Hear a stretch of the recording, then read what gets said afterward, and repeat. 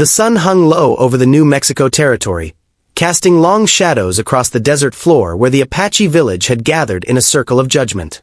Dust swirled around their feet as the wind carried the scent of sage and creosote across the rocky terrain. In the center of that circle, bound with rawhide strips that cut into his wrists, knelt James McAllister, a man whose fate now rested in the hands of a people he had come to know better than his own. His dark hair fell across his face, matted with sweat and dirt from 3 days of hard riding before his capture. The rope around his chest made it difficult to breathe, but he kept his chin up, his blue eyes scanning the faces of the warriors who surrounded him. These were men he had traded with, shared meals with, and in some cases, fought alongside. But today, they looked at him with the cold stare of executioners. Chief Running Bear stood before the assembly, his weathered face carved with lines of wisdom and sorrow. His ceremonial headdress caught the fading light, each feather representing a victory, a loss, a story of his people. He raised his hand, and the murmuring crowd fell silent. The chief's voice, when it came, was deep and carried the weight of authority that had led his people through countless trials. James had known this day might come.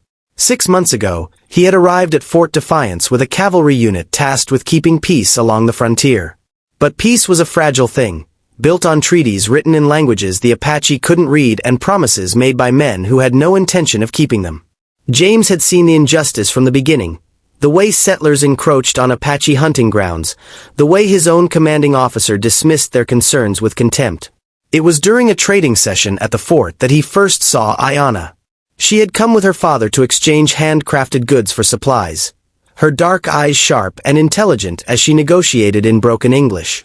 Unlike many of her people who kept their distance from the soldiers, she showed no fear. There was a dignity in the way she carried herself, a quiet strength that drew James to her like a moth to flame. Their courtship had been secret at first, stolen moments at the edge of the territory where the desert met the foothills. She taught him her language, and he shared stories of the world beyond the frontier. They spoke of peace, of a future where two peoples might coexist without bloodshed. It was naive, perhaps, but in those moments beneath the stars, anything seemed possible. Her father had been furious when he discovered their relationship.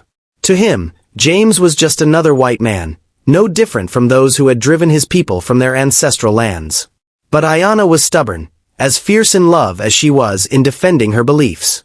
She had stood before her father and the tribal council, declaring that James was different, that he respected their ways, that he had even helped warn them when a rogue group of soldiers planned an unauthorized raid on their camp. Eventually, through patience and proof of his character, James had earned a tentative acceptance. He left the army, unable to reconcile his conscience with orders that would harm the people he had come to respect. He learned to hunt with Apache methods, to track game across terrain that would baffle most white men, to survive on what the land provided.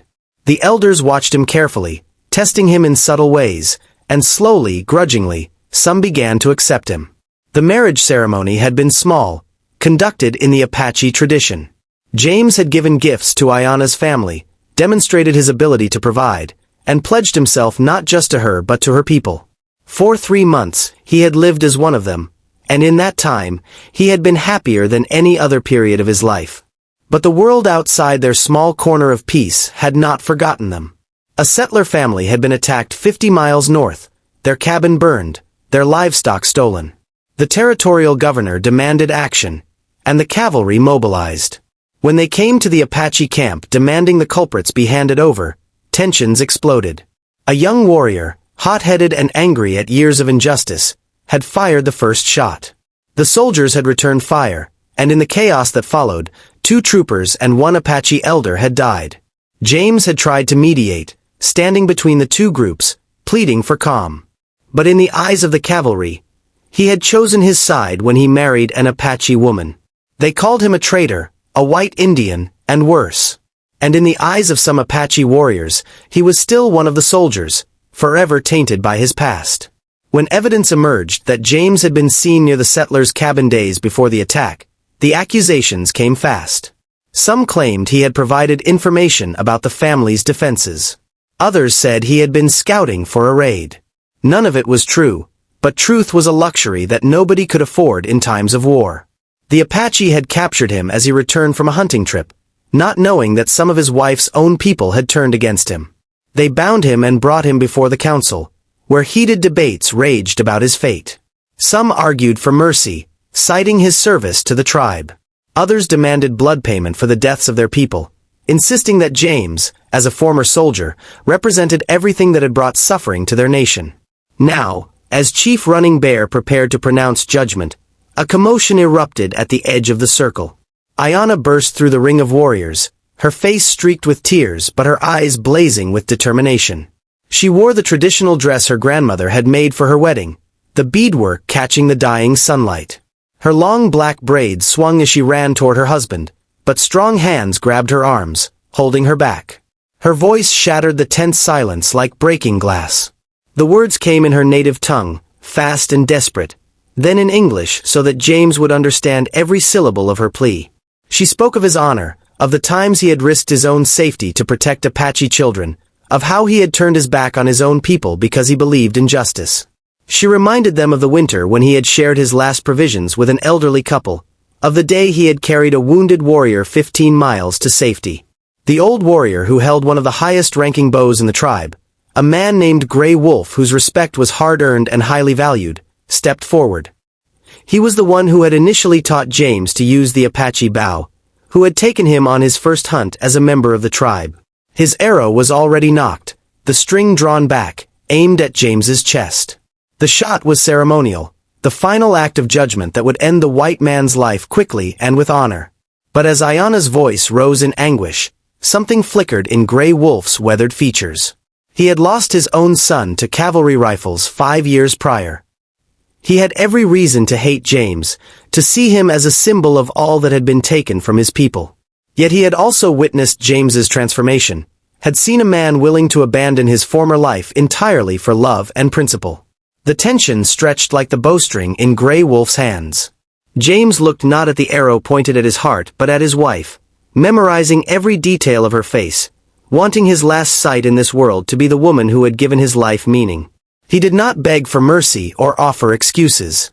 If this was to be his end, he would face it as an Apache warrior would, with dignity and courage.